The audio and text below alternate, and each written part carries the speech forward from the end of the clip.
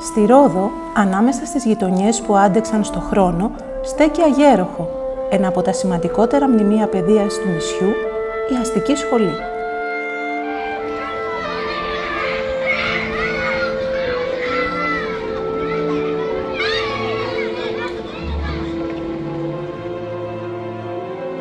Το 1874, χάρη στη δωρεά της Μαρουλίτσας Καζούλη και την ακούραστη πρωτοβουλία του Μητροπολίτη Συνεσίου, ξεκινά η ανέγερση της κεντρικής αστικής σχολής. Τα σχέδια ανέλαβε ο δεξιοτέχνης πρωτομάστορας Χριστοφής Μαλιάκας. Με λιτό αλλά επιβλητικό νεοκλασικό ρυθμό, το κτίριο φέρει συμμετρική όψη και αυστηρές γραμμές, αναδεικνύοντας τη σοβαρότητα και την αποστολή του, να στεγάσει τη γνώση. Η αστική σχολή γίνεται φάρος μόρφωσης για τους νέους της Ρόδου. Έχουμε ένα σχολείο που γιορτάζει 150 χρόνια ζωής. Πόσο παράξενο είναι αυτό όταν σκεφτούμε ότι η Ρόδος και η Δωδεκάνησος είναι ελληνικές, είναι Ελλάδα, μόνο εδώ και 77 χρόνια. Αυτό σημαίνει ότι η ιστορία αυτού του σχολείου ως μέρος της άνθησης της ελληνικότητας πηγαίνει πολύ πιο πίσω από την πολιτική ανεξαρτησία του νησιού. Η αλήθεια είναι ότι για να εκτιμήσουμε την ιστορία ενός τέτοιου κτηρίου πρέπει να την βάλουμε μέσα σε ένα πολύ συγκεκριμένο διεθνές και εθνικό, ιστορικό και πολιτικό πλαίσιο. Τι σημαίνει ένα σχολείο όπως αυτό? Πρέπει να πάμε πίσω στα μέσα του 19ου αιώνα, όταν η Ρωσία είχε αρχίσει να προσπαθεί να τρυπώσει κατά κάποιο τρόπο μέσα στην Οθωμανική Αυτοκρατορία. Η Γαλλία και η Αγγλία δεν το είδανε με καλό μάτι αυτό και προσπαθήσανε να ανακόψουν αυτήν την επέκτασή της με έναν μεγάλο πόλεμο, ο οποίος τελείωσε στην Κριμαία, ο Κριμαϊκός πόλεμος το 1854, και πιέζοντας την Οθωμανική Αυτοκρατορία ουσιαστικά να παραμείνει ανεξάρτητη και ενιαία, προκειμένου να μην παρισφρήσει η Ρωσία μέσα, με διπλωματικές πιέσεις οδήγησαν τα πράγματα σε μια πολύ ρηξικέλευθη απόφαση που πήρε τότε η πύλη ο Σουλτάνος Αμπτούλ Ρετζίτ, ο πρώτος, και υπεγράφει ένα ρυθμιστικό διάταγμα, το οποίο ονομαζόταν Χάτι Χουμαγιούν, σύμφωνα με το οποίο αναγνωρίζονταν όλες οι πολιτικοθρησκευτικές εταιρότητες μέσα στην Οθωμανική Αυτοκρατορία ως ισότιμες με τα μέλη της Οθωμανικής Αυτοκρατορίας. Μιλάω για τα Μιλέτ, τους Έλληνες, τους Αρμένιους και τους Εβραίους. Αυτή η αύξηση είχε φέρει μια μεγάλη ανατροπή στα δεδομένα. Φανταστείτε ότι την περίοδο για την οποία μιλάμε, εδώ ήταν ακόμα Οθωμανική Αυτοκρατορία, δεν ήταν Ελλάδα. Άρχισαν όμως να αναγνωρίζονται ως ισότιμα όλα τα άλλα μέλη και μέσα σε αυτές τις μεγάλες καινοτομίες της εποχής άρχισαν να χτίζονται και σχολεία. Το σχολείο λοιπόν που βλέπουμε πίσω μας έρχεται να συνεχίσει μια διδακτική παράδοση που δεν ήταν άγνωστη στη Ρόδο και στα Δωδεκάνησα. Ο Μητροπολίτης Παΐσιος ήδη από τον 17ο-18ο αιώνα είχε κάνει τα αλληλοδιδακτικά σχολεία, αλλά το πρώτο σχολείο, χριστιανικό κανονικό σχολείο, το οποίο ιδρύθηκε, ήταν αυτό στα 1874, το σχολείο που εμείς το ξέρουμε ως αστική σχολή, και πραγματικά ήταν η πρόοδος της αστικής τάξης. Ήταν μια μεγάλη καινοτομία και μια μεγάλη πολιτιστική επένδυση για τους ανθρώπους εκείνους οι οποίοι άρχισαν να βλέπουν γύρω από το σχολείο να αναπτύσσεται μια ελληνική κοινότητα εντελώς αυτόνομη και διαφορετική από ό,τι αντιλαμβανόταν κανείς Οθωμανική Αυτοκρατορία, και ένας χώρος ο οποίος άρχισε να εξυπηρετεί όχι μόνο εθνικά και παιδευτικά αλλά και διεθνή συμφέροντα. Ήδη από το 1860 πολλοί Έλληνες συνεργάζονταν με τους Άγγλους που είχαν αρχίσει επιχειρήσεις, ακόμα και τράπεζες και τραπεζικούς οργανισμούς στην Ανατολή, και χρειάζονταν πραγματικά νέα στελέχη, νέους εκπαιδευμένους ανθρώπους, οι οποίοι θα στελέχωναν όλες αυτές τις μεγάλες επιχειρήσεις. Τούτο το κτίριο πίσω ήταν φυτόριο εκπαιδευμένων και μορφωμένων νέων ανθρώπων, γαλουχημένων με τα νάματα της ελληνικότητας και μιας ιδέας εθνικής ανεξαρτησίας, μακριά από τις επιρροές των μεγάλων δυνάμεων που σίγουρα εξυπηρετούσε την εθνική ιδέα. Έτσι, τόσο σε επίπεδο εθνικό αλλά και σε διεθνές επίπεδο, η αστική σχολή υπήρξε ένα φυτόριο μια παραγωγή νέων μορφωμένων καλλιεργημένων Ελλήνων, οι οποίοι έρχονταν να επιβεβαιώσουν μέσα από την εκπαίδευση και την παιδεία την εθνική τους ταυτότητα. Το 1905, μέσα στην αστική σχολή, γεννιέται και ένας άλλος θεσμός, ο Ιστορικός Γυμναστικός Σύλλογος Διαγόρας, συνδυάζοντας τον αθλητισμό με την πνευματική καλλιέργεια.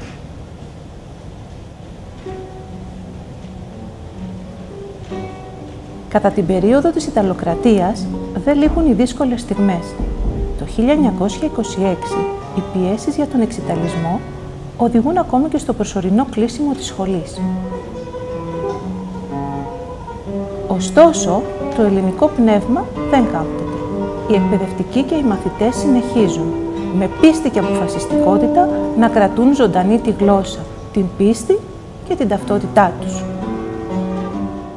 5 Μαΐου 1912 ξεκινάει και επίσημα η περίοδος της Ιταλοκρατίας στα Δωδεκάνησα και είναι μια περίοδος που η αστική κεντρική σχολή της Ρόδου βρίσκεται σε μια εξαιρετική φάση λειτουργίας της. Έχει προηγηθεί η 12ετής διεύθυνση του σχολείου από τον Δημήτριο Αναστασιάδη, ένα εμπνευσμένο και πολύ καταρτισμένο για την εποχή του παιδαγωγό, ο οποίος έχει αφήσει το στίγμα του και το σχολείο βρίσκεται να λειτουργεί με τις καλύτερες προϋποθέσεις. Λειτουργεί ως πεντατάξια πλήρης σχολή. Διευθυντές μεταξύ άλλων εκείνη την περίοδο ήταν ο Πετρίδης, ήταν ο Νίκος Παπαθανασίου, καταξιωμένοι παιδαγωγοί, δάσκαλοι με μακρά εμπειρία, οι οποίοι μαζί με τους συνεργάτες τους, όπως ο Ζάγορας, όπως ο Γεωργίου, όπως ο Πουμπουράκης, δημιουργούν ένα σύλλογο διδασκόντων που εφαρμόζει καινοτόμες και πολύ σύγχρονες παιδαγωγικές τεχνικές και μεθοδολογίες, τις οποίες πιστώνονται οι μαθητές της Ρόδου και της πόλης της Ρόδου. Λέω μαθητές γιατί την περίοδο εκείνη η κεντρική αστική σχολή λειτουργεί ως αρεναγωγείο. Έχουμε εδώ και αρκετά χρόνια την ύπαρξη του Καζούλιου Παρθεναγωγείου, τα κορίτσια, οι μαθήτριες φοιτούν εκεί και θα πρέπει να τονίσουμε ότι και γεωγραφικά, αν το δούμε, τοπογραφικά, η αστική κεντρική σχολή της Ρόδου με το Βενετόκλειο Γυμνάσιο και το Καζούλιο Παρθεναγωγείο δημιουργούν ένα πολύ σημαντικό εκπαιδευτικό τρίγωνο στην καρδιά της τότε πόλης της Ρόδου, η οποία αυτό το τρίγωνο προσφέρει στους μαθητές αυτό που χρειαζόμασταν, δηλαδή την εγχάραξη της εθνικής συνείδησης και της εθνικής ταυτότητας, γιατί ακριβώς οι Ιταλοί εκείνη την πρώτη περίοδο θα βάλουν τις βάσεις για τον εξιταλισμό, τον οποίο μεθοδικά, με συνέπεια και συνέχεια άσκησαν και τα επόμενα χρόνια της παρουσίας τους στα νησιά. Η αστική κεντρική σχολή της Ρόδου αποτελούσε ένα από τα κομβικά σχολεία, όχι μόνο στην πόλη, αλλά στο νησί της Ρόδου, και σε τάξη μεγέθους ήταν ένα σχολείο που όλη αυτή την κρίσιμη πρώτη δεκαετία της Ιταλοκρατίας δεν έπεφτε ποτέ κάτω από 200-220 μαθητές, που σημαίνει ότι είχαμε μεγάλες τάξεις, που σημαίνει ότι το επέλεγαν τα παιδιά που ζούσαν στην πόλη της Ρόδου. Ήταν ένα σχολείο ξακουστό, είχε, θα λέγαμε, τη φήμη ενός πολύ καλού εκπαιδευτηρίου, και αυτό αναγνωριζόταν και από τους ίδιους τους Ιταλούς σε μια έκθεση για την πρώτη δεκαετία, με τη συμπλήρωση της πρώτης δεκαετίας της Ιταλοκρατίας. Η Ιταλία είναι ένα από τα σχολεία που το ξεχωρίζουν και στα στατιστικά στοιχεία αναφέρεται ότι υπάρχουν 5 εκπαιδευτικοί και 240 μαθητές. Κατανοούμε ότι είναι πολύ μεγάλο μέγεθος, ειδικά για τους χώρους και τα τετραγωνικά της αστικής κεντρικής σχολής, που κλείνοντας θα πω ότι αποτελεί ένα από τα πλέον εμβληματικά, όχι ιστορικά, εμβληματικά σχολεία του νησιού μας. Η αστική κεντρική σχολή της Ρόδου, με βάση τις εκθέσεις του επιθεωρητή Αυγερινού Πανηγύρη, εκθέσεις που φυσικά αναφέρονταν σε όλα τα σχολεία του νησιού της Ρόδου, χαρακτηρίζει την αστική κεντρική σχολή ως ένα από τα 3 καλύτερα σχολεία, τόσο για το επίπεδο σπουδών που παρέχεται στους μαθητές, όσο και στο επίπεδο των γνώσεων των εκπαιδευτικών. Ήταν ένα σχολείο που πραγματικά λειτουργούσε δίπλα στη Μητρόπολη, στο κέντρο της τότε πόλης της Ρόδου, και ήταν το κεντρικό σχολείο στην πρωτοβάθμια εκπαίδευση. Έχουμε το Βενετόκλειο Γυμνάσιο, έχουμε το Καζούλιο Παρθεναγωγείο, ήταν η τότε μέση νυν δευτεροβάθμια εκπαίδευση. Ολοκληρώνοντας, οφείλω να καταθέσω τα θερμά μου συγχαρητήρια τόσο στη διευθύντρια του σχολείου, την αγαπητή συναδέλφισσα την κυρία Μπέτη Σταυριανού, και σε όλους τους συνάδελφους και τους συναδέλφους του Συλλόγου Διδασκόντων, αλλά και σε όλους τους φορείς που έχουν εμπλακεί και στηρίζουν αυτή την εξαιρετική πρωτοβουλία. 150 χρόνια λοιπόν αστική κεντρική σχολή, προσφορά στην εκπαίδευση, προσφορά στη Ρόδο, προσφορά στον τόπο. Θερμά συγχαρητήρια για την πρωτοβουλία σας και εύχομαι να πάνε όλα καλά. Να είστε καλά. Μετά τον Δεύτερο Παγκόσμιο Πόλεμο και την ενσωμάτωση της Δωδεκανήσου στην Ελλάδα, το σχολείο ανακάμπτει, συνεχίζοντας αδιάκοπα την αποστολή του μέχρι σήμερα. Σήμερα, το ιστορικό κτίριο στεγάζει το 14ο Δημοτικό Σχολείο και το 11ο Νηπιαγωγείο Ρόδου, συνδέοντας το παρελθόν με το παρόν, μέσα από τα χαμόγελα και τα όνειρα των μαθητών του. Ο πρώην διευθυντής της Αστικής Σχολής Ρόδου, Νίκος Παπαεμμανουήλ, θυμάται μαζί μας. Είμαι συγκινημένος. Όχι ότι απλώς επειδή κυρίως με φέρετε να θυμηθώ χρόνια τα οποία ζήσα, τα πιο όμορφα μου χρόνια τα πέρασα στην Αστική. Και από εκεί και ήρθα στην Αστική, 1987. Όπου παρέμεινα επί 7 χρόνια, το σχολείο μου άρεσε γιατί είχε το δικό του το χώρο. Μου άρεσε πάρα πολύ, παρόλο που το κτίριο της Αστικής ήταν τότε, δεν είχε και τα κεραμίδια στάζανε, είχε πολλές ατέλειες. Κατάθεσα όμως μέσα σε λίγο χρονικό διάστημα, αφού συνομιλήθηκα και με το Δήμο και με την Περιφέρεια και ήρθανε τεχνίκες, μας φτιάξαμε έγινε με κεράμιση, έφτιαξα τον περίφημο χώρο γύρω-γύρω τον τοίχο που ήταν επεμένος, έβαλα όλα τα δέντρα που υπάρχουν σήμερα, είναι επί της δικής μου θητείας, και νομίζω ότι γνώρισα τον κόσμο, ήταν πάρα πολύ καλός ο κόσμος και γύρω μου με βοήθησαν πάρα πολύ. Είχα την τύχη να έχω πολύ καλούς συναδέλφους. Μπορέσαμε, ξέρω εγώ, το σχολείο να το προωθήσουμε, να το ανεβάσουμε, γιατί ένα διάστημα είχε κλείσει. Είχε κλείσει γιατί δεν είχε μαθητές, δεν είχε προβλήματα στέγης, προβλήματα διάφορα παλαιό, και πήγανε στο πρώτο δημοτικό σχολείο. Επί του κυρίου Μανολά, τον οποίο αντικατέστησα στο πρώτο γραφείο, ξανά άνοιξε το σχολείο. Εκεί έκανε νομίζω και ο συγχωρεμένος ο Μανώλης ο Θεουλάκης, διευθυντής.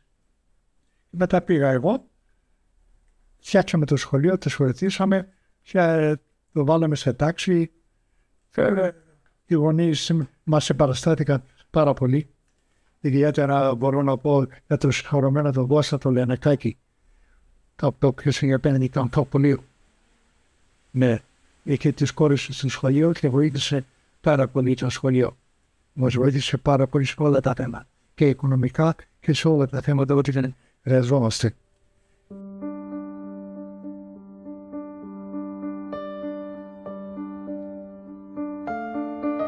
Η Αστική Σχολή Ρόδου, το σημερινό 14ο Δημοτικό Σχολείο, με ρίζες βαθιά χαραγμένες στην εκπαιδευτική ιστορία του τόπου μας, συνεχίζει δυναμικά την πορεία του στον 21ο αιώνα.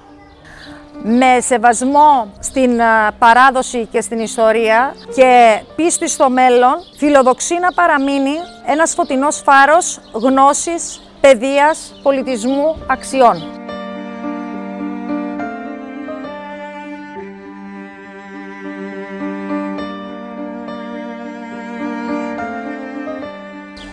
Ένα σχολείο ανοιχτό στην κοινωνία, καινοτόμο στη σκέψη και με επίκεντρο πάντα το παιδί.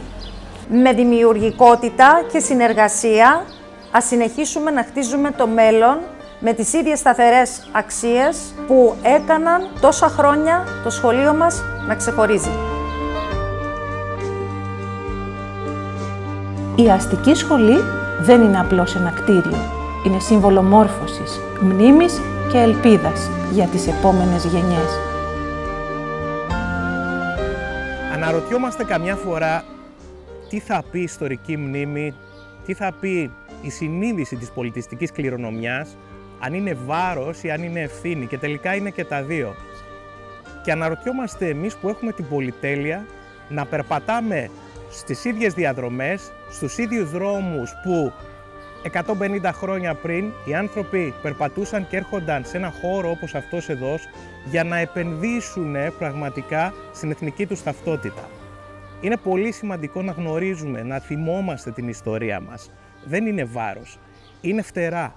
Είναι αυτό που μας θυμίζει την αφετηρία μας, είναι αυτό που μας θυμίζει ότι με τη συνεργασία όλων αυτών των ανθρώπων, όπως εκείνων των μεγάλων οραματιστών που επένδυσαν στην εκπαίδευση και στην παιδεία, που διέσωσαν μέσα από αυτό την ιστορική αυτογνωσία, την μνήμη όλης αυτής της μακράς διαδρομής που είναι η ελληνικότητα, και την μετέτρεψαν σε κάτι που διεκδίκησε την ανεξαρτησία και την αυτονομία.